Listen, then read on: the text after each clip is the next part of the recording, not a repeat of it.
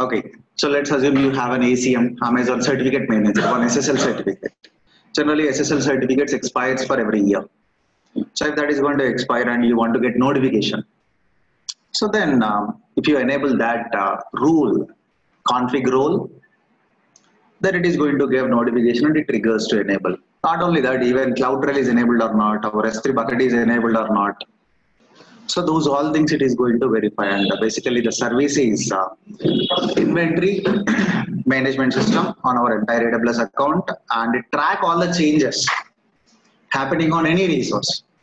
For example, you created one IAM user, and while creating, you have given only read-only permission. But later on, you observe some operations like he's performing something in EC2, and that is a success that's not just read-only operation. So you want to know when that got changed, who got changed, what is the public IP address of that user. So then those all we can get by using config. Yes, it is possible.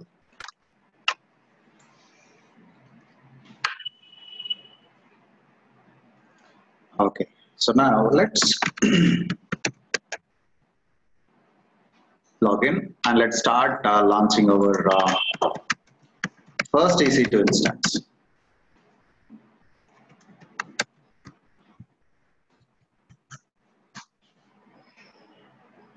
Okay, so I've not shared this S3 document, right? So I'll share it, and the URL is same. There is no change in this URL.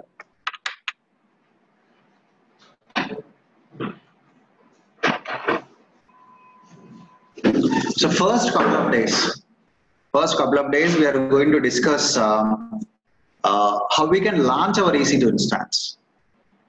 After that, we are not going to took much time to launch an EC2 instance. So later on, like I'm just going to 30 seconds to launch an EC2 instance. I'm not going to explain each and every feature again. So here in today's session, we'll see how we can launch a Windows, if time permits, Linux also. Okay. So, but before that, we have mainly two tenancies in AWS environment. And if you observe AWS isolation diagram, so you know hypervisor, basically virtualization mechanism. So, okay. So,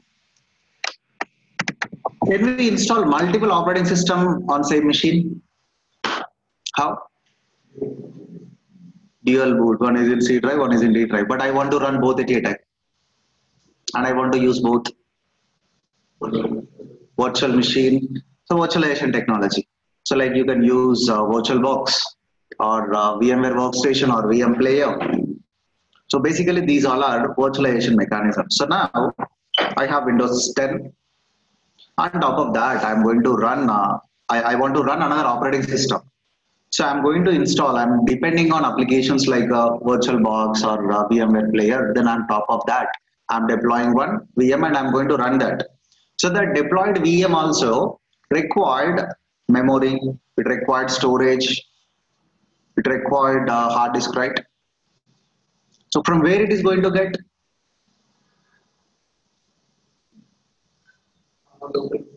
From our local machine, the base hardware, the physical hardware. So for example, the base hardware contains 8 GB RAM. So can you give entire 8 GB to the VM? No. So why? Because our base Windows 10 needs some. On top of that, you can give some. So exactly same way, let's assume, okay, for Windows 10, you need 4 GB for idle performance. So out of 8, 4 GB is using by this Windows 10. So on top of that, can I run multiple VMs with the 4 GB, 4 GB, 4 GB? You cannot run. Why? Because it all depends on the physical resources. So the first mechanism, the mechanism we are going to talk about is host-based hypervisor mechanism. That means we are going to have all the physical interfaces. On top of that, we are going to run one operating system. On top of that operating system, we are going to install some applications, virtualization applications or tools. Then here you are going to run multiple VMs. You are going to run multiple VMs. So all these VMs, whatever the VMs you are configuring here, all these VMs are actually going to use this hardware only. And this host also uses the same hardware. The same hardware is sharing with multiple operating systems. So as we are running, here is our physical resources. And here in our case, it is a, let's assume Windows 10 or a host, whatever operating system that is. If it is a Linux, you can take KVM. If it is like a Microsoft one, you can just go with the, that's a Hyper-V, it's a bare metal one. So here, like you can take VirtualBox or VMware Workstation. You can take any tool, and here you can start running all your operating systems. So this mechanism is host-based hypervisor mechanism.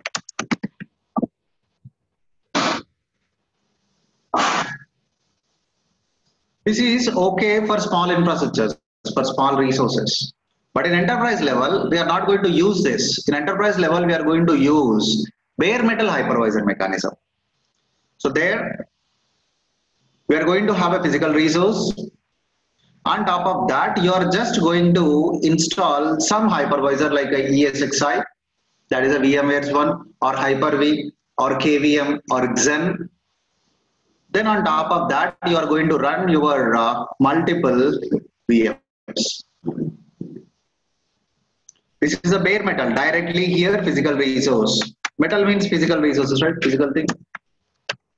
Physical resources. On top of that, you are going to install like a ESXi or a KVM or a Xen hypervisor or a Microsoft one Hyper-V. Then you are going to run your VMs here. So you are going to get one operating system technically. That is, we call it as a VM. Okay.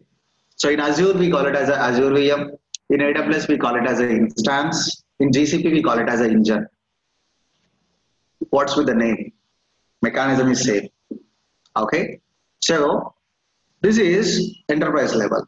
Exactly same way, Amazon uses same mechanism. It uses bare metal hypervisor mechanism.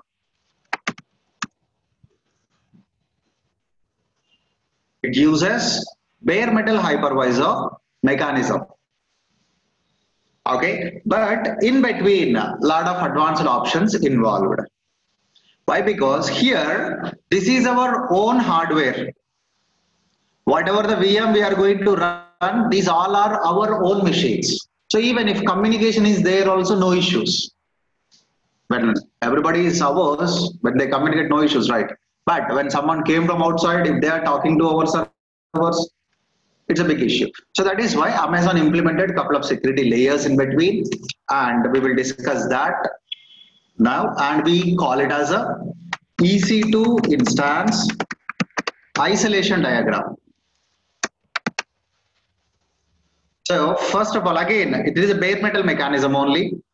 First, we are going to have a physical resource. On top of that physical resource, Amazon is going to maintain its own firewall solution. Amazon's own firewall solution. And if you want to perform some tests like a stress testing or load testing or penetration testing, so you must take a prior approval. Why? Because that is going to happen on this physical layer.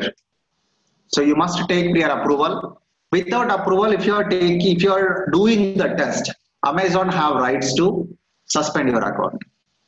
Why? Because while creating, you selected that option. I accept all terms and conditions. There they mention that. So if you want to make sure you take a prior approval, this is a certification question. Okay. So on top of this, we are going to get customer managed security layer. That is nothing but security groups. That is a security group. So this layer customer can manage. So what traffic you want to allow, from what network you want to allow. So we need to configure that. On top of this customer managed firewall or security groups, then we are going to get a virtual interface, and that virtual interface is going to make available by a hypervisor called Xen.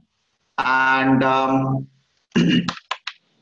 Amazon uses highly customized Xen hypervisor. Xen is actually an open source hypervisor. Who developed that? Citrix. You know organization Citrix? Okay. So they developed that and it is open source. Like a Linux. Open source means free to use first. Second one, you can change how the program works. You can get access to backend source code, the actual code. So you cannot modify this Windows operating system source code. Microsoft will not give that option. But Linux, yes. You can go to kernel.org. There you can find all the source code. You can modify. So that is why we have many flavors. And you can use for any purpose. It is an educational purpose, commercial purpose. And if you need support, yes, some organizations are costing us. That is completely different. So, but it is free to use and you can use for any purpose. So this Xen also same. Amazon taken that and it is not going with all the default options. Amazon highly customized that. So then on top of that, we are going to get our instances. This is customer 1 instance, customer 2 instance, and customer n instance. Again, Amazon is going to get everything from physical resources only. Everything comes from physical resource. On top of that, firewall solution. And here, customer security group. Let's assume this is customer 1 security group. And here, customer 2 security group. This is customer n security group. Amazon is going to manage this for us. So then, virtual interface. So that virtual interface will be available by Xen hypervisor. Remember that that is also one of the certification question. And here our instances. So this customer 1 instance, customer 2, customer n instance is going to run here. Okay. So let's if you want you can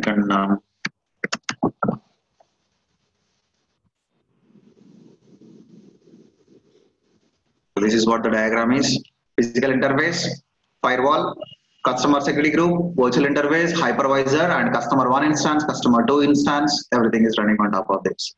Now, when any request comes, first it go to firewall. So just because of this firewall only, these all instances cannot communicate.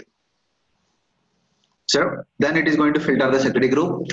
Then it is going to clear with virtual interface and just make this physical interface available to our customer. So then the same mechanism as this, but with advanced features like Amazon implemented firewalls and all. Okay, so this is a EC2 instance isolation diagram. Again, if multiple customers instances are running, that is a shared tenancy. That is a shared tenancy. It's like a Ola cab or Uber pool.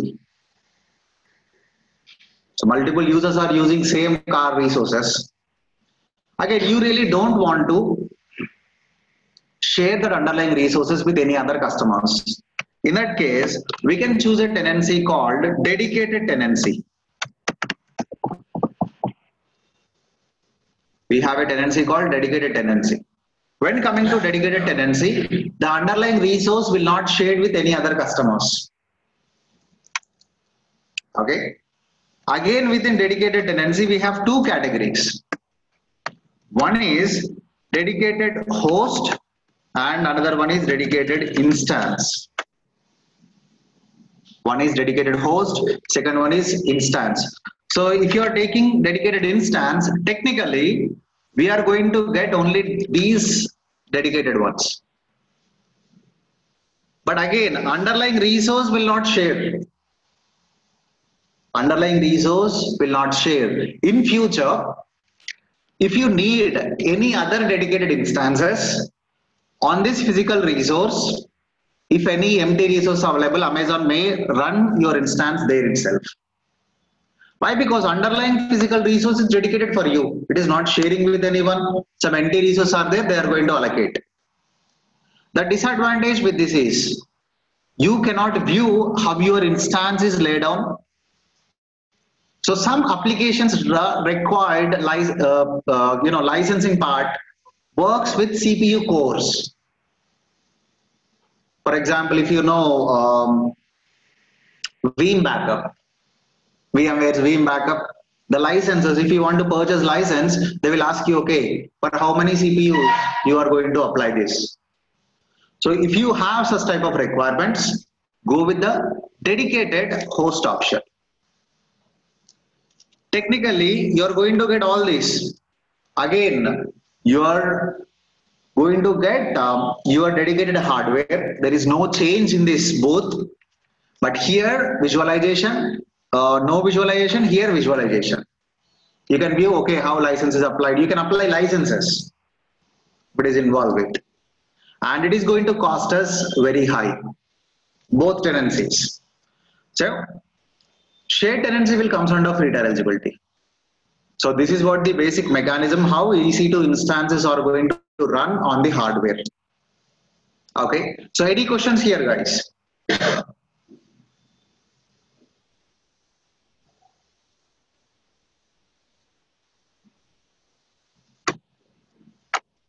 No? All good? Okay. Right. So now let's navigate to EC2. So I'm in Mumbai region. So I do have running EC2 instance. Let's keep that aside. So I'm going to launch a instance now. So again, instance is nothing but a server. Nothing more than that. The server where we can use it for a specific purpose. You can use it as a web server or database server, or you can install any application. So you can use for any purpose. And it involves basically with 7 steps. Click on launch instance. The first one is choose an AMI. Again, in AWS, you will not get any option to install any operating system. You cannot install any operating system in AWS environment.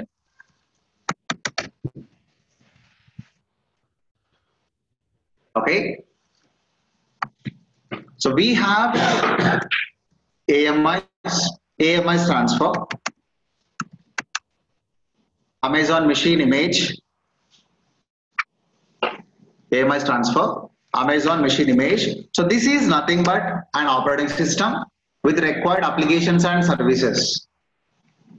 Simply, you can find that here. The template that contains software configurations required to launch your instance. So here we have multiple options. The first one is quick start. Whatever the one frequently, and I mean all the customers or the based on operating system Amazon filter that. This is Amazon Linux AMI, Amazon's own Linux operating system. This is Amazon Linux version 1 and this is version 2. This is Red Hat Enterprise, SUSE Linux, Ubuntu, Microsoft Windows Server 2019 with only base, and Server 2019. So these are all different operating systems, but all are server class operating systems. All are server class operating systems. Again, you cannot find Windows 7, Windows 10 or Ubuntu desktop versions here. This EC2 is designed for server class operating system only, not for client class operating systems. Okay. So for client class operating system, we have another service called Workspace. There you can launch Windows 7, Windows 10 and all. Okay. So now, as I mentioned, I'm going to launch Windows Server 2012 R2. So again, if you want to, if you customize any of the operating system, or if you migrate any machine from GCP or Azure or from on-premise, those all you will get under here. You can migrate your own operating system. It is possible. So that you will get it here. And we discussed AWS Marketplace, a place where we can buy or sell So if you did not find, for example, here I'm looking for CentOS and it is showing not available. But let's take Kali Linux. Let's assume you want to explore something related to ethical hacking and all. So basically we use Kali Linux. So there we cannot find that here. So in that case, you can go to AWS Marketplace. There, search for your required operating system. Look for Kali.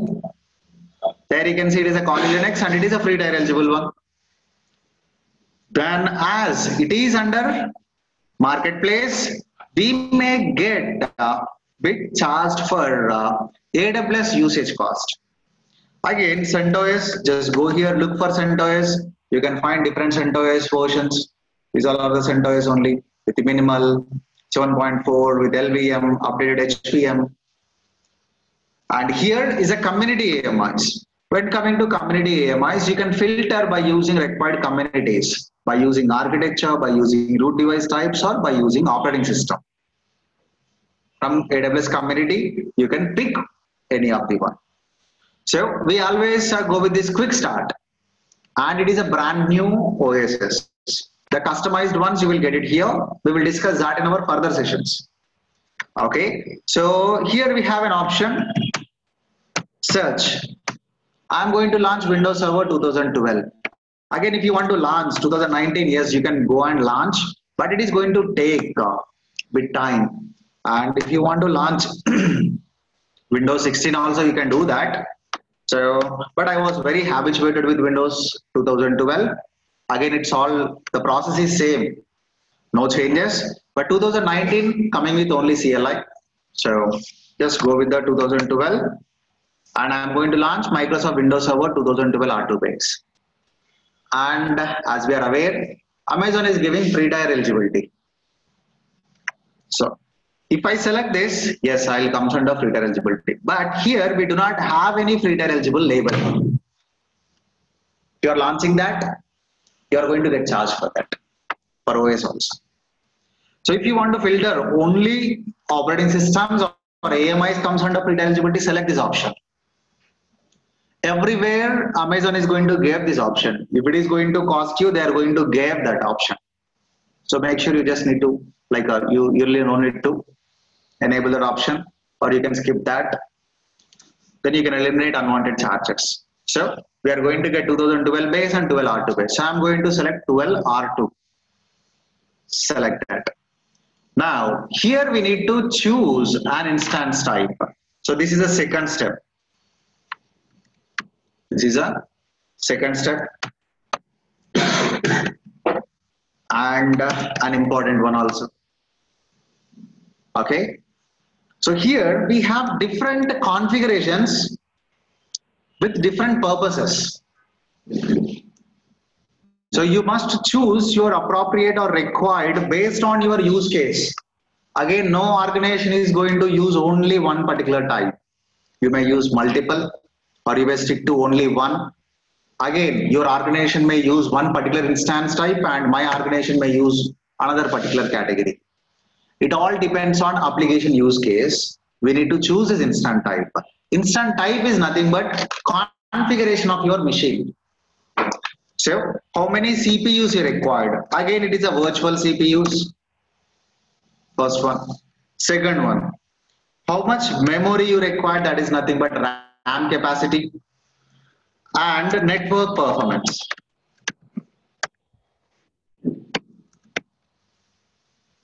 And we'll talk about these three things. Based on these three things, you need to.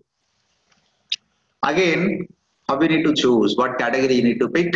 For example, if you are taking Windows 10 and on top of that Windows 10, you are going to install an application where that application required more CPU utilization. In simple, that application is going to use or it required more CPU utilization. So in that case, choose compute optimized. That gives best CPU performance. And you have an application which you are going to run in this EC2 instance and that need more memory utilization. And you have an application that required more storage, inputs and outputs, read and write operations are going to be more. So in that case, based on that use case, you need to pick this. Okay. So Windows 10, have you ever observed like 100% disk utilization? Have you ever faced an issue with Windows 10? Yes, many. That is a, I can say that is a common bug or issue for Windows 10 machines. Why? Because the program is utilizing your entire hard disk drive and it continuously taking all your performance, like a read and write operations are going to be very high. So exactly same way. Based on the deployed application, we need to choose categories. The first one is general purpose. Again, you really no need to remember each and every category. In your interview, don't answer it as a T2 micro. That is too sufficient. T2 micro is the smallest configuration. So it comes with one CPU and 1 gigs of the RAM capacity. So don't answer that in your interview. So we have many categories and I have a simple mechanism to remember this.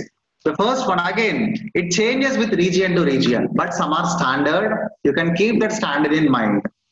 So the first one is general purpose.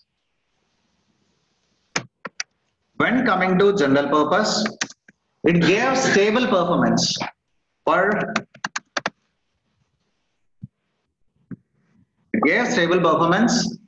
all the computing resources, all the resources, CPU, memory, disk, and the categories T2, T3, and M5A, M5D,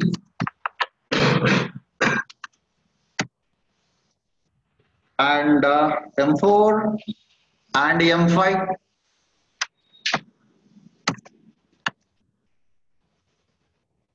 And C5, C4, oh, sorry, I'm not filtering. Okay, I'm going to select general purpose. T2, T3, M5, M4, M5D. Okay, so these are general purpose category instances. Again, it depends on the configuration. Again, if you are taking T2 Nano, that comes with 512 MB RAM capacity and one virtual CPU. Then T2 Micro, one virtual CPU and 1 GB RAM capacity. Then T2 Small, and T2 Small, one virtual CPU and 2 gigs of the RAM. Then T2 Medium, then T2 Large, T2 Extra Large, 2 Extra Large. So most of the times this RAM capacity is going to be double. Okay, this is a general purpose, the first one. The second one is compute optimized. So here under compute optimized, what is compute? Mainly CPU. It gives best CPU performance. Whatever the application you are going to deploy, if it is going to consume more CPU utilization, choose this category. And categories are C4, C5, C5. Seriously, many new instance types got added here, and even I really don't remember these always. So C5N, C5D, but I have a simple mechanism to remember. I'll tell you that. So then, compute optimized. Along with that, GPU instances. GPU means graphic. GPU optimized or GPU instances. It starts with G5, G4 DN and P2 category mainly.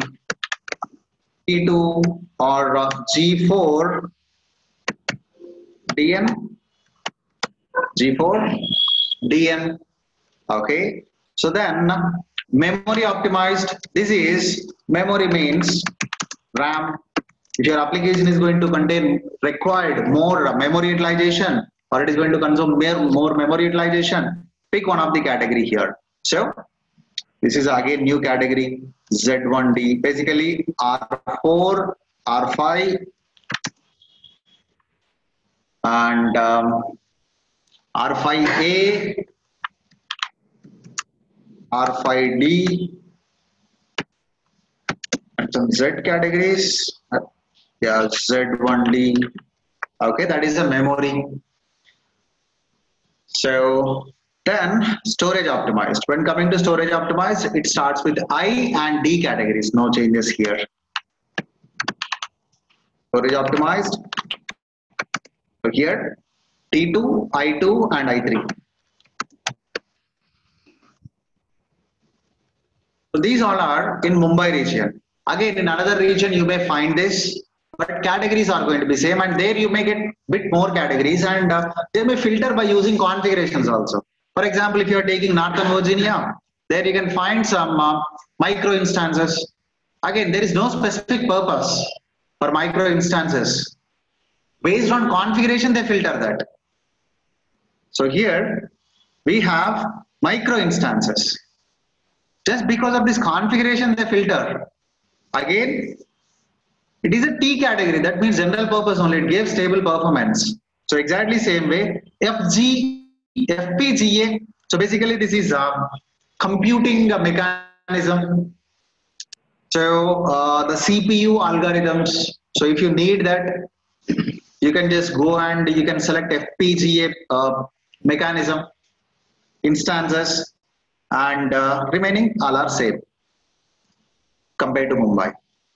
So now my suggestion, remember a couple of configurations from compute optimized and memory optimized. These are some commonly used instances. C4 category and R5 category or R4 category is commonly used instances. So just to answer an interview, keep couple of configurations in mind. Okay. So again, under free tier limitation, we are going to get only T2 micro. Okay. The mechanism I remembered here is general purpose. We can easily remember. Why? Because we are going to launch many of the T2 micro throughout this. So you can easily remember the key T category. T1, T2, T3 comes into general purpose. And M, M4, M5, M5D, these are general purpose only. When coming to compute optimized, compute is nothing but C, it's starting with C, and compute is referring to CPU, that is also C. So C categories are related to compute optimized. Then GPU. GPU is nothing but graphic. So, in recent times, very high-end graphic game I played is PUBG. I don't play. So that's a PUBG. It starts with P, and I remember that. Okay, P category is for graphic. Just PUBG is for graphic. So then memory. Memory is nothing but RAM. So R category is for memory. This is recently added. I do not find any valid reason to remember that. So then storage optimized. Storage is nothing but hard disk drive. And how you are going to measure that hard disk performance? By using IOPS, input output per second. How much data you can read, how much data you can write. So disk performance I am going to measure by using IOPS. So the category is I. Again, disk start with D, so D category here. This is a mechanism. If you have any better, you can definitely follow that. You can go through that. But my personal suggestion, keep at least 2 configurations in mind. Under C category as well as R category. Right, I am going to select T2 micro, don't select any other. It will not come under free tier eligibility. For above, we are going to get charged for that. Click on next. Number of instances you required. With the same wizard itself, you can launch. And one quick thing here, in every region, we have a soft limit. You can have only specific number of instances in running state. Remember, in running state, if you want to launch, you can launch 100 also, no issue, but defaultly 20 instances will be in running state. Some you can stop and some you can run, but 20 at a time. Again, for a project, you need more. Then what you can do is raise a ticket, navigate to EC2,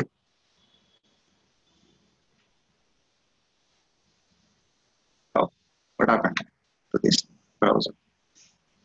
Okay, so here we have an option called limits. Navigate to limits. Here you can find. So how many you can launch, how many you can create. So you can just look for the required limits. How many dedicated you can launch? All limits, or you're talking about only EBS? You're talking about running instances. See, reserved instance I can have only 20, and running on-demand instances. This is the current limit. You can find these current limits, and you can just raise a ticket. Amazon is going to increase that.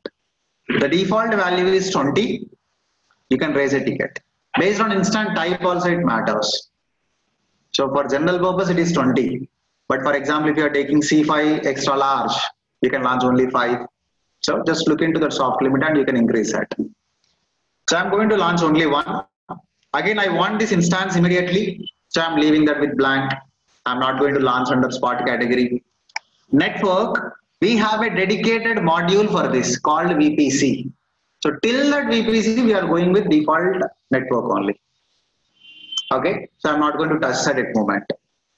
And placement groups, capacity reservations, IAM, we have dedicated sessions for that. There we will discuss shutdown behavior. Now, I'm going to launch a server and I'm going to get connected to that server. After connecting, I can shut down from operating system level, right? I can shut down the operating system. When you shut down that OS, AWS level operation, what you need to choose? We have two options. One is terminate, and second one is stop. Step 3, we need to configure additional settings. Okay, so here the terminate means it is nothing but deleting completely. It is nothing but delete. But stop means it is not delete. Let's take a scenario. So you got a project and you are working on one server configuration. And basically the server configuration is going to take 1 week duration.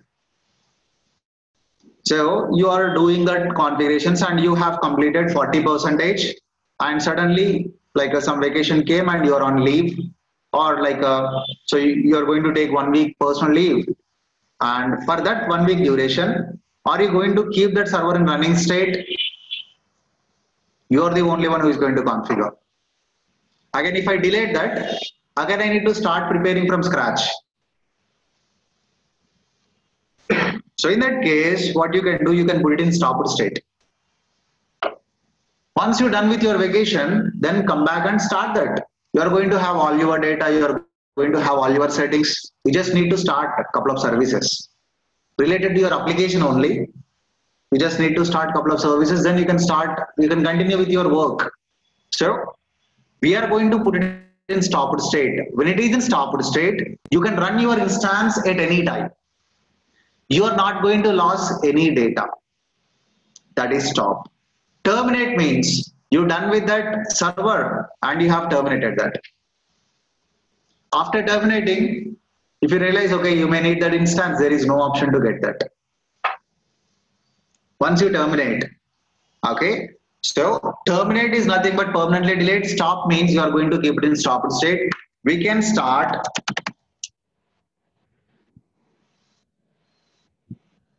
whenever we want to, and it contains all our settings and all.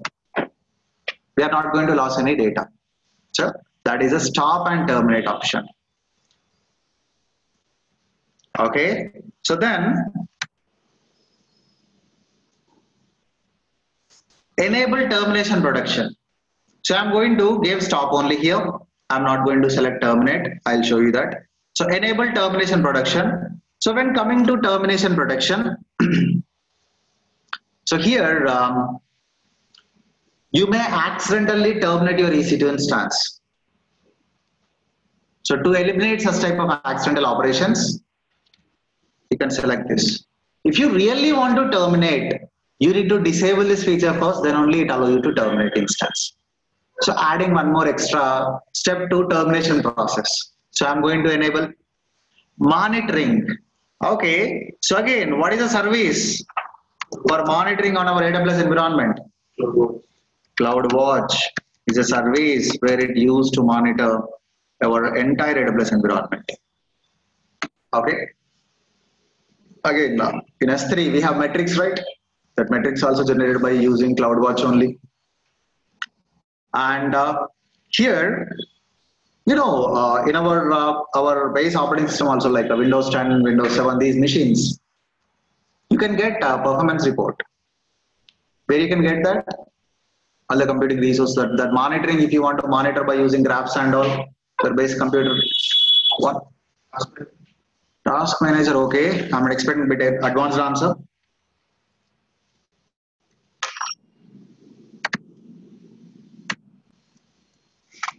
So you can look for resource monitor. RESMON. Fine. Task manager also it gives, but it is not going to give in detail report. Again, this one's all going to generate by using resource monitor only. And in server we have performance monitoring. So these are all graphs. This is related to CPU. This is related to memory. This is related to disk network, and we are getting all graphs here, right? So from my machine, these are the pockets out, and Zoom is taking these many pockets, and it is sending these pockets, and it is receiving these many pockets. And this is disk utilization. These all services are writing, performing read and write operations on my hard disk, memory, CPU. So exactly same way. By using CloudWatch, we are going to get same type of graphs. And in CloudWatch, we have two types of monitoring option. One is basic monitoring. Second one is enhanced monitoring. Or we call it as a detailed monitoring. And this basic monitoring interval is 5 minutes. And if you want to reduce that granularity, and that is a production server, and immediately you want to trigger an alarm, or you want to filter the graphs, or you want to get the graphs immediately, you can reduce that granularity to 1 minute by enabling this enhanced monitoring. But for this feature, no free tier. But this one, you will get under free tier, and it is enabled by defaultly. You really no need to perform and any additional option to enable this. For this one, manually you need to enable. So if you want to enable, you can, but see here, additional charges apply, so don't select that. Okay, so then tenancy, the one we discussed. So here we have shared tenancy. You can run a dedicated instance, or you can launch this instance on a dedicated host. So again, don't select those options. It is going to cost us. Select shared. If you are selecting dedicated, it is going to cost us. And if you want to know more about that, just click here. Just click here. This is what the pricing. $2 per hour for dedicated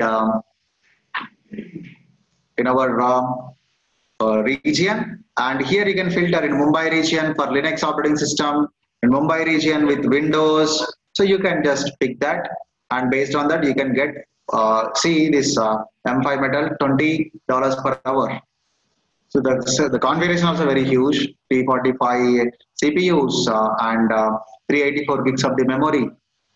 So again, don't choose that. So we are good with shared tenancy. Then T2 or T3 unlimited, basically we have an advantage. It is going to add required computing resources automatically. If CPU utilization is high, it is going to add some CPU power temporarily. So that is, you will get only for general purpose category. File systems, you can create a file system and you can add that here. We will talk about that in our coming sessions. Advanced details, this also we will discuss in our coming sessions. So you can give any PowerShell script here, as is a Windows machine, it is going to execute automatically. If it is a Linux, you can give a simple shell script, it is going to execute automatically. So again, we will discuss those options in our coming sessions. In this page, I've chosen only 3 options. Shutdown behavior as stop, termination protection enabled, and monitoring I have not enabled monitoring, and I have given only 1 instance. Okay, remaining all default options. Then click on next. Storage, we will discuss that day after tomorrow. So as this is, did I select Linux? Yeah. I'm selecting Windows. Then T2 Micro, default options, and I'm going to enable Accidental termination and shutdown behavior is stop. Then click on next. Storage 30 GB is minimum. If you are giving 29 GB, it is not allow you to launch. That is a basic OS requirement here. So 30 GB. And don't add any additional volumes. We'll talk about that. Click on next. I'm going to add a tag. So you can give a name, and this is basically metadata you can give. So when you have 100 instances, you want to filter all Windows instance, then give a tag where OS is equal to Windows, then you can apply patches on all these Windows. Even price filtering also you can perform by using this. So name, I'm going to call this as first Windows. And I'm going to add this tag to instances as well as backend associated hard disk drives. Then click on next. So this is an important step. Among all, this is one of the important steps. So here, we're going to configure this part. So what are all the traffic you want to allow and what are the traffic you want to deliver from your EC2 instance? So basically, we are going to have two types of rules. Inbound rules as well as outbound rules. By defaultly, outbound rule is going to allow all the traffic. That means it is like a universal acceptor when coming to outbound part. Outbound part. It is going to allow all the traffic. If it from this EC2 instance, if you want to access FTP, you can. If you want to access HTTP, you can. If you want to ping, you can. If you want to perform or if you want to access one of the SQL server, MS SQL, whatever port that is running, from the EC2 instance, it can accept. That is inbound, outbound. Inbound means the traffic out from your EC2 instance. For example, you made that as a web server. If you open port number 18 inbound, only that website will be available to end customer. Otherwise, no. So inbound and outbound. Here, allow all traffic by default.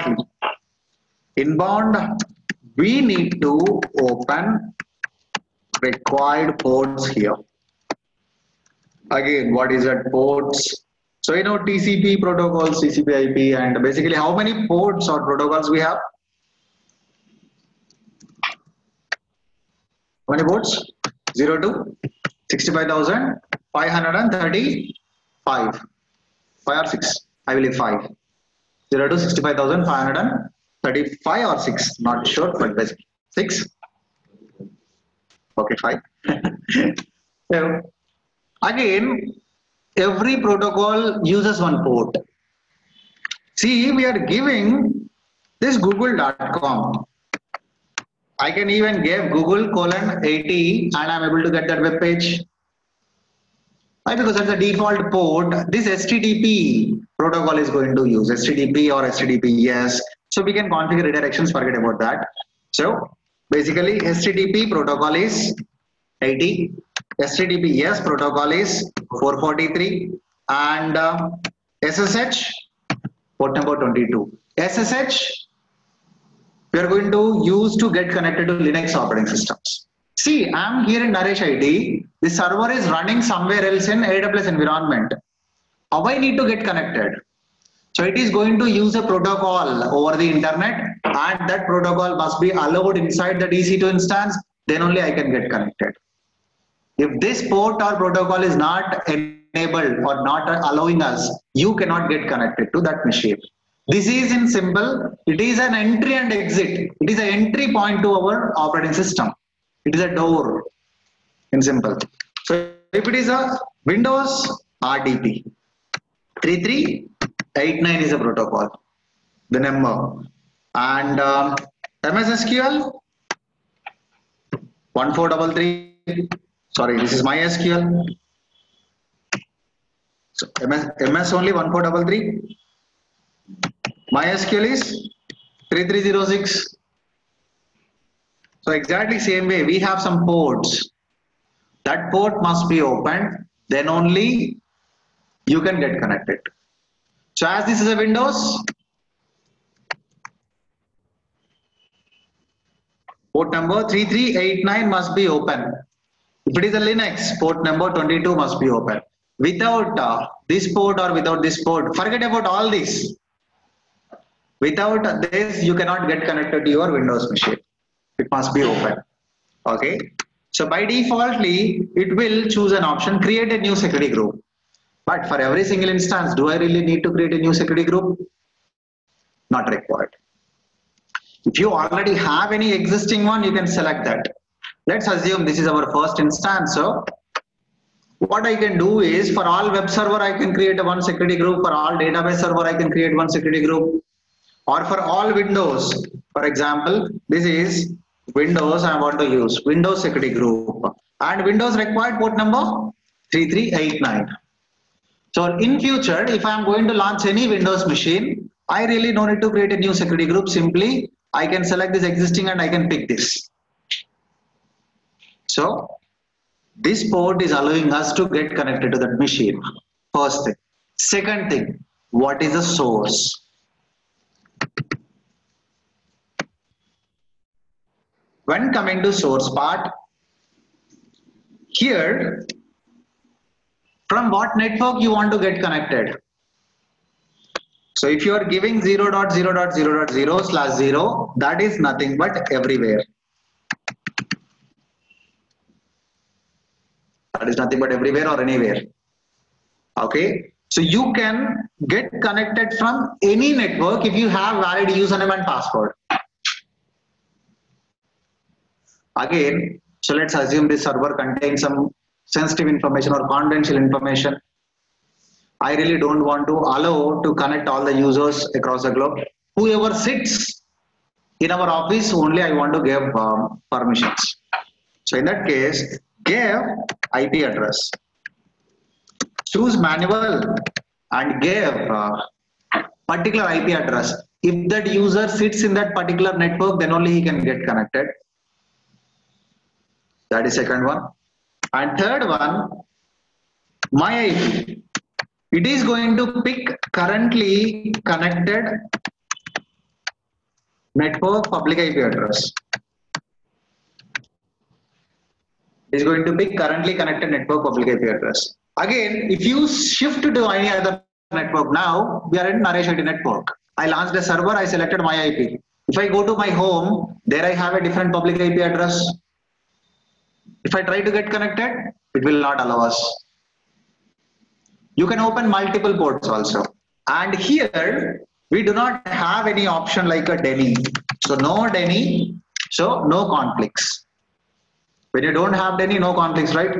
If you want to make it available for multiple networks, okay, open multiple ports, multiple types. Okay, so now go here and I'm going to give anywhere. It is going to pick all the networks. So if I gave my username and password, anybody can get connected to that. Again, my IP, this is currently connected network. So if you go to Google and if you look for my IP, this is what your currently network public IP address. If you want in detail about this, what is myip.com? Go here, this is a Hyderabad, the Hathway Cable Datacom, this is a public IP address. You are going to get all this information.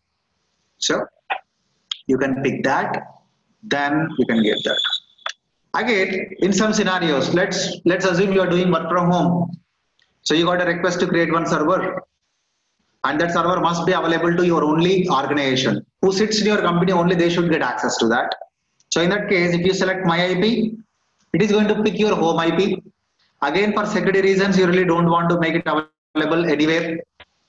So in that case, select custom, give your organization public IP address. I'm giving one IP. Along with this, I want to make it available for another network.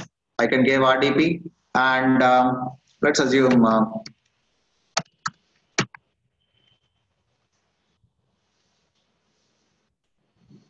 another public IP address. Now, whoever is sitting in this particular public network, in this particular network only, they can get connected to my instance. Even if you have username and password, you cannot get connected to that. Okay, so this is customer managed security group. So who is managing? We are managing, so we are responsible for that. So yesterday I showed one question, right? That is related to this only, security groups. We have to take care. So I'm going to select my IP and we will test it. I'll give username and password, then we will test it. Then click on review and launch. This is a review screen. If you are not coming under free tier eligibility, you are going to get a warning symbol here. Warning, your instance configuration is not coming under free tier eligibility. Review that settings and all. So you can review that. So we are under free tier limitation. Click on launch. Now, are we giving any default usernames and passwords? No, we are not giving any. So we are going to use a mechanism called public key and private key mechanism. Amazon is going to keep the public key with them and it is going to give a private key for us. You can use that public key for a number of the EC2 instances. And this generation is going to happen only once. If you delete that, you need to go with a lot of steps to recover that instance. So I'm going to create a new key pair. And I'm going to call this key pair as a AWS 730 bash. Then download this key pair. So Amazon is going to keep the public key with them. Public key is like a lock. You can lock any of the resource. You can use it for Windows, you can use for Linux. So if you want to open that lock, you need a key, right? That key, we are going to get it by using this download key pair. Now immediately one file got downloaded here. So if I want to get connected, I must use this. Okay. If you want to download, you can. It is not allowing us. See this error creating a key pair. It is already existed. So just scroll down, click on launch instance. It is already downloaded. And I'm going to move this to my desktop.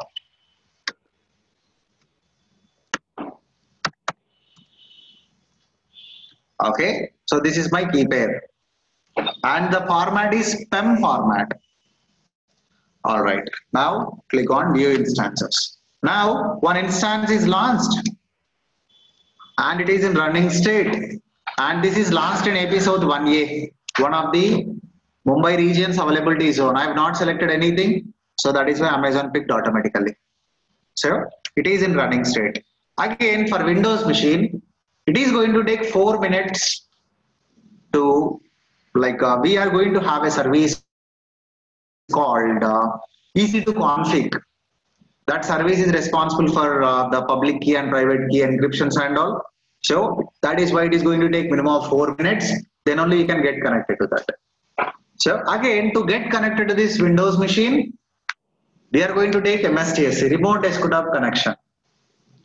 And we are going to use a public IP address. Why? Because this is what the unique IP address we got for this instance.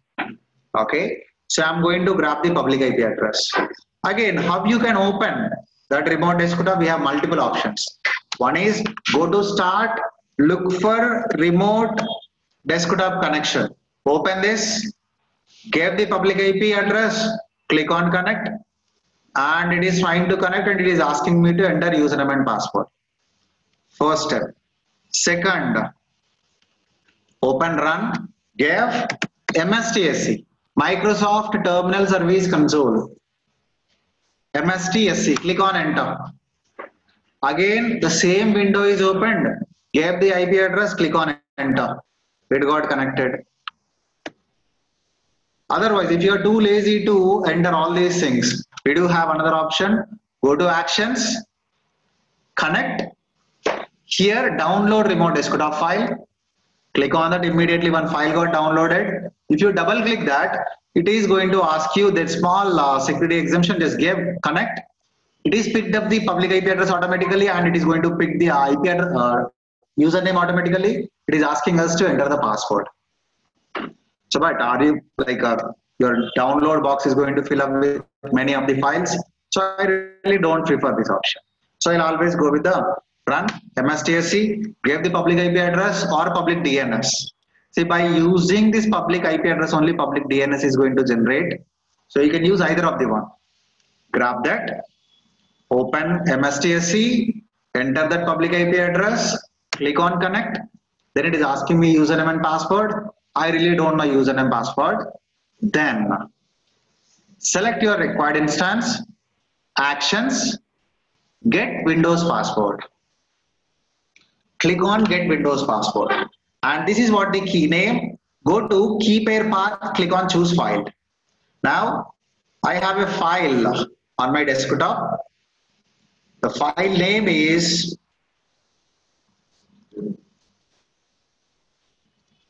aws730batch.pem. Selected that, click on open.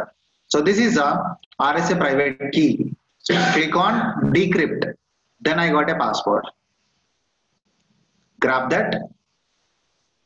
Go here. I'm entering default username as administrator. Give the password. Click on enter. Then click on yes. So I got connected to this instance. It is not running in local network. It is not running in Naresh IT. So we have a small tool called remote desktop connection to get connected to this machine. And it is running in AWS environment. We got connected to this. Now, whatever the operation you want to perform, we can do that. Okay. So we will see that stop and terminate option. The first one, while launching, what we selected, shutdown behavior as a stop. If you want to change that, or if you want to verify that, you can verify. Select your instance, go to actions, instance settings, change shutdown behavior. Now it is set to stop. If you want to, you can do that, but I just confirmed it is state only. Now let's assume you performed some modifications or you install something here. So let me quickly show you how to install IIS web server. So it is not a typical thing, very easy to install. So next to this window, you have this server manager. Open server manager. And in Windows, we are going to have an option called roles and features. By defaultly, server class operating system will come with that. Click on add roles and features. Click on next, role based or feature based installation. Next, I'm going to select the same server. And here scroll down, select web server. Click on add feature. So I selected web server. Typical Windows, next, and install. Okay, so it is going to install that IIS.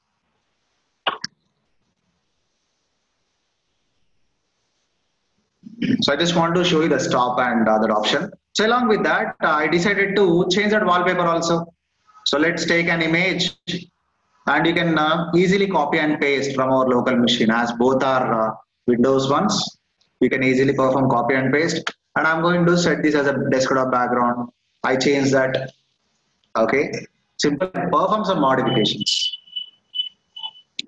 And this installation is happening. Again, if I give public IP address, will I get output?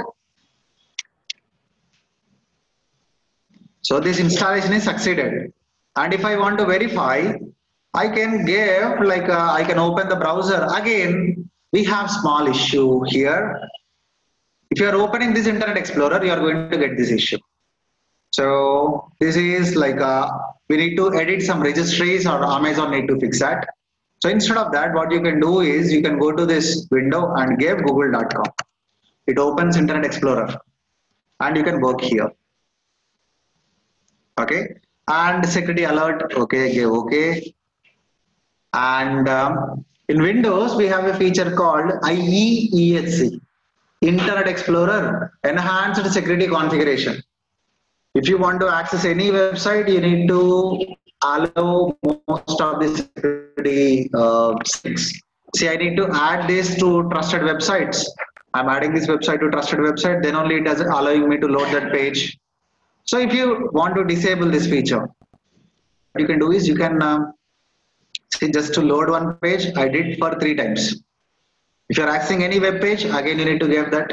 So to disable that, under same server manager, navigate to local server. Here is an option, IEESC. It is on. Turn it off at least for administrator. Then okay, then close. Again, you need to close your browser and open to take that effect. So just go here, give google.com. So it got opened, right? So now, you know what is localhost?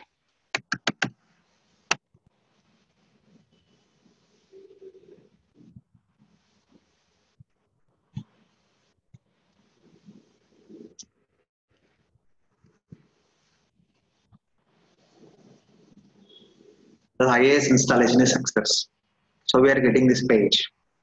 Or you can even give like a 127.0.0.1 also. So basically this is a loop back IP address. It is going to point to itself. So I'm able to get this page. That means IIS installation is success. Now let's test this same by using public IP address in outside world. So this is my web server. If I give this public IP address, I should get that web page. Click on enter. See what protocols it is using to open this web page. It is using HTTP. Did I open any port for HTTP? No. Why? Because it is accessing. It is going to accept all the traffic by defaultly. Why? Because outbound rule allowing every traffic. But inbound rule, the traffic out from your EC2 instance. Outbound is nothing but traffic into EC2 instance. Inbound is nothing but traffic out from your EC2 instance. And we have opened only RDP. That is why we are able to get connected. Nothing is working here. But I want to deliver HTTP data also. What we can do is edit security group. So we created one security group for this instance, right? Go to security groups. At moment, outbound, all traffic. You really don't need to worry about that. Click on inbound. At moment only RDP is there. Edit this, add role, and here I am opening HTTP for everyone. I am going to select only my IP. Then click on save. I am going here, give a refresh. I am able to get this page. But here, HTTP, I am delivering all traffic to only my currently connected network. If I gave this IP address to any of the one, they cannot access this website. So if you want, you can give a try. You cannot access this website now. I pasted that URL in our chat box. So can someone try for me, please?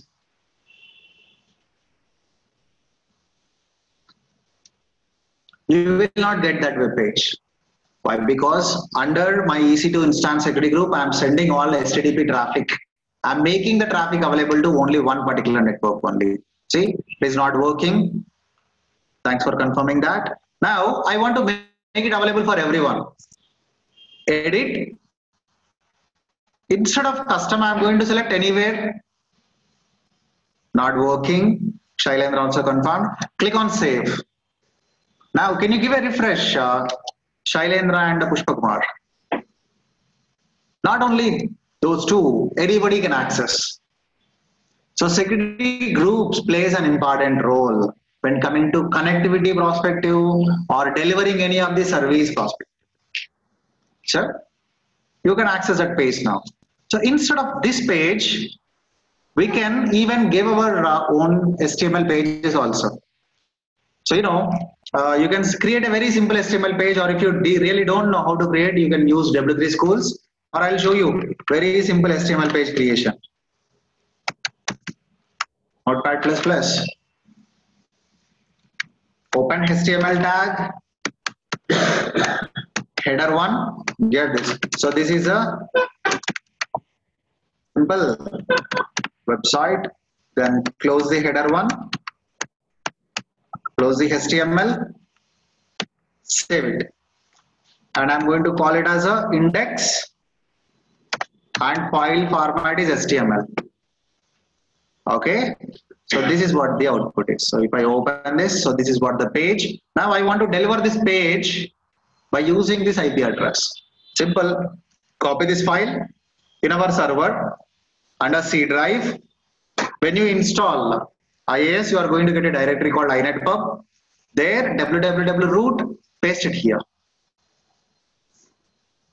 Now, go here, give a quick refresh. There you can see they're able to get that page. If you refresh, you will get that updated page. Okay, this is simply I'm delivering a small website by using our EC2 instance. Okay, now due to some reasons like accidentally I did a shutdown. You did a shutdown and shutdown behavior is set to stop. Let's go to EC2 dashboard and let's observe that. I'm here and I'm continuously refreshing. It is stopping.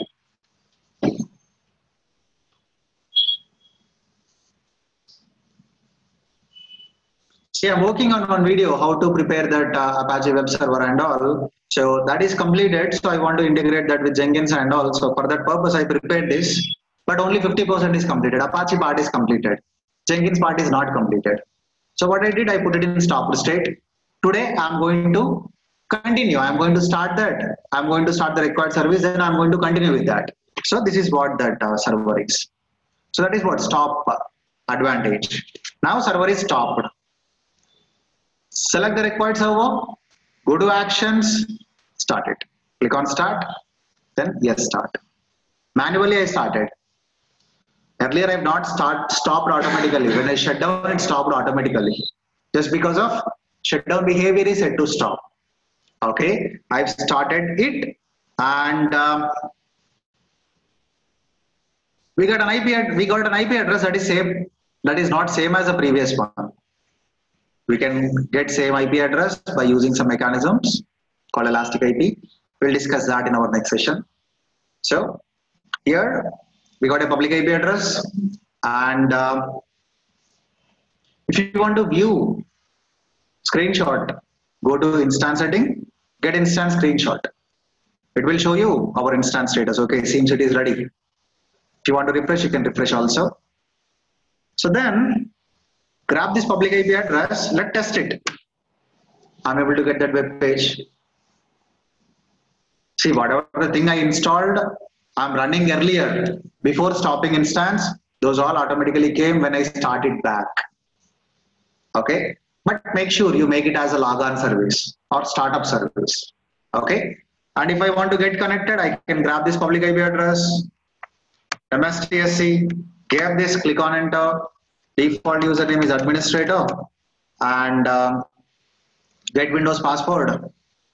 Then browse your key pair. Decrypt password. Grab the password and enter that here. Again, do I really need to enter this, browse this key pair always? So at moment, I launched this and I'm AWS owner, but I want to make this or I want to deliver this server to one of the employee. One of the developer. So do I really need to share my key pair? Do I really need to give AWS level access to decrypt that passwords? No. Amazon will tell you whenever you create this, password change recommended. So once you change the password, the key pair will not work. So take that as the first task. It will not work, I know that. So, but I want you to give it a try. That's the first thing. And second thing, so, you know, in Linux, you can take multiple sessions. But in Windows, how many sessions you can take at a time? How many users can get connected to a Windows server at a time? One. No. But is a server class operating system? Two. Two users. Again, not by using same username and all. So create another user within this operating system. Give valid permission to login. Try to install something. You cannot. Give local admin rights also. Then log off and log in. Try to get connected to this machine. Test that. That is what your task for today. Okay. So if you want to change the password, you can change that and you can give it a try. So once you change the password, you can just give public IP address, username, and password. Again, some reason, some organizations may not provide admin usernames and passwords. Create a user, local user, provide local admin rights or not, or give valid permission to remotely log into this machine and share the credentials to the developer without any AWS level access. He can log into this server and he can work on that. Is that clear? Okay, so that is what your task for today is. So that is how exactly we can launch a Windows machine and we can get connected to that. Okay. So we have a lot of advanced options here. Storage, we have a dedicated session, and IP address, network interfaces, and how we can launch the Linux one, and how to configure load balancers, how to configure auto scaling groups, how to create a shared file system and how to mount that file system. These are all topics we are going to discuss in our coming sessions. Okay, so any questions at moment, guys? Again, I enable termination protection, right? If I try to terminate this instance, say it is not allowing. Why? Because you enable termination protection. If you really want to terminate this instance, first you must turn that off feature. Go to instance settings, change termination protection. You need to disable it. Moment it is enabled, disable it. Now it got disabled. Then it allow me to terminate it. So before terminating, do you have any questions? Sir, once you stop that, it will stop. Yes. Sometimes you will be charged for that. When instance is in stopped state, we are not going to get charged for the instance running hours. I'll talk about that. Okay, good point. So here I terminated that. When coming to cost,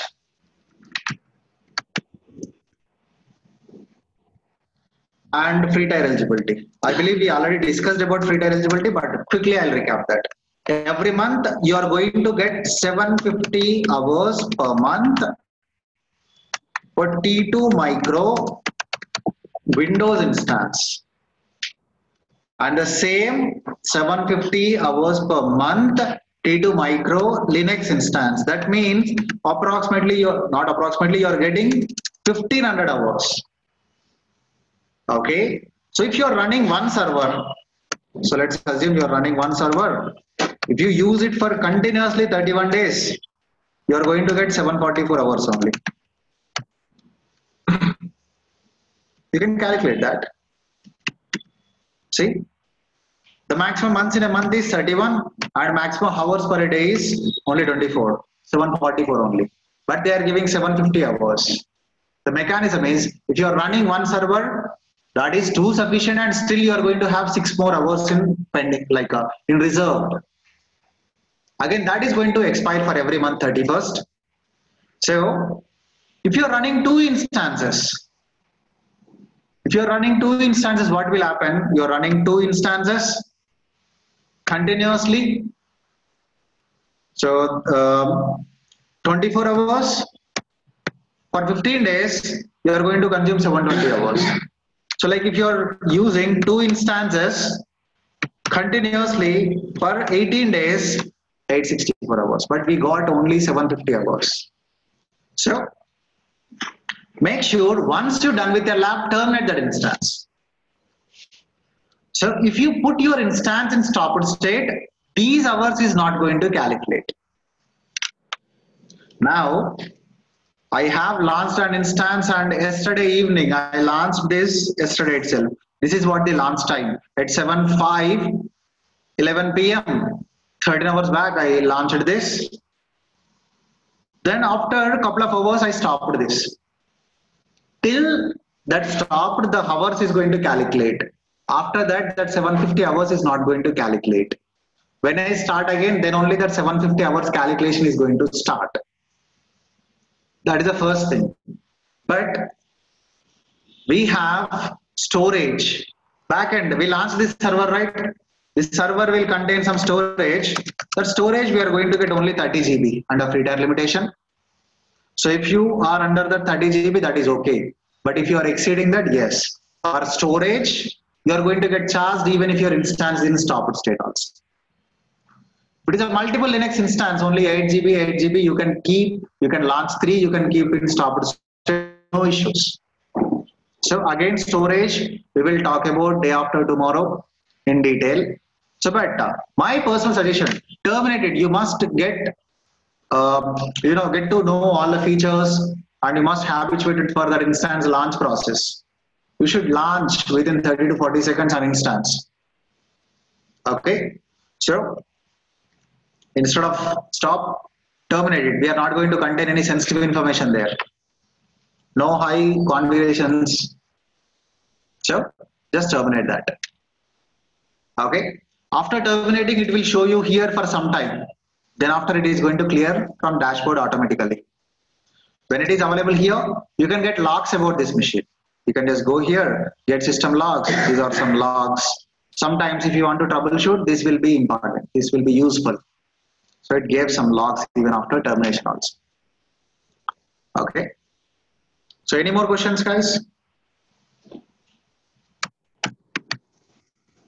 Ask first thing. Launch a Windows instance and install IIS and deliver the web page. And modify your security groups accordingly. Like one time you can set it to your own network and test it in your mobile. With your mobile data, then you may not get that page. So later on, you can open that security group ports, then try to get connected, try to access that page, test it. Second one is,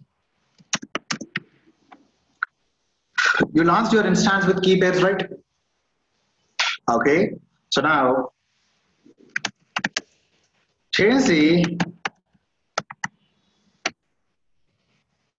administrator's password and try to use the key pair generated password and observe the output. It is not going to work. Then after, try to log in with the newly created password. Okay. And third one, create a new user. Create a new user. You can give your name, not administrator. I'm not talking about new user, and give valid permissions to log into our instance.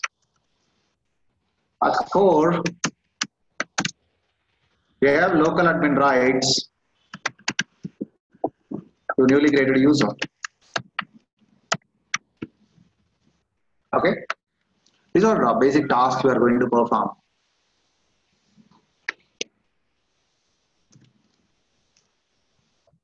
You can take a screenshot or you can take a picture of this.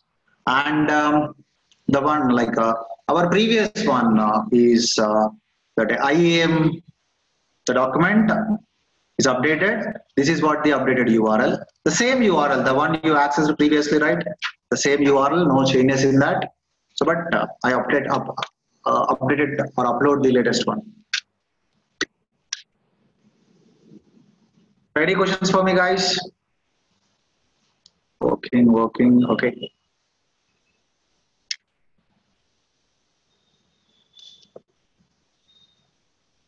Okay, please paste here. Sure, I'll do that.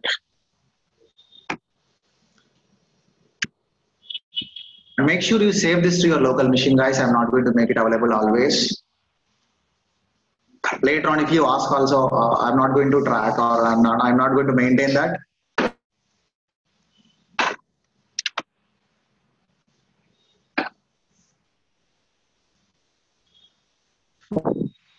If you not yet created your AWS account, do that immediately. Without hands-on experience, you cannot learn anything. So after like when we are into ELB concept and all, so if you don't understand something or if you are facing difficulties, don't blame me, please. So you must practice on same day. Every single day, give 1 hour for this AWS. I'll make you to moderate to advanced stage. Moderate is my guarantee. I'll make you to moderate. I'll give a confidence where you can take any of the task, where you can take up any kind of task in AWS.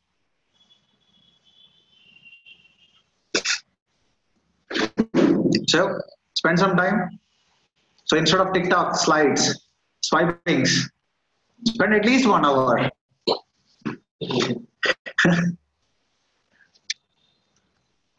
Okay, so then see you again tomorrow, guys. Tomorrow we are going to discuss how we can launch Linux instance and all. Okay, see you tomorrow.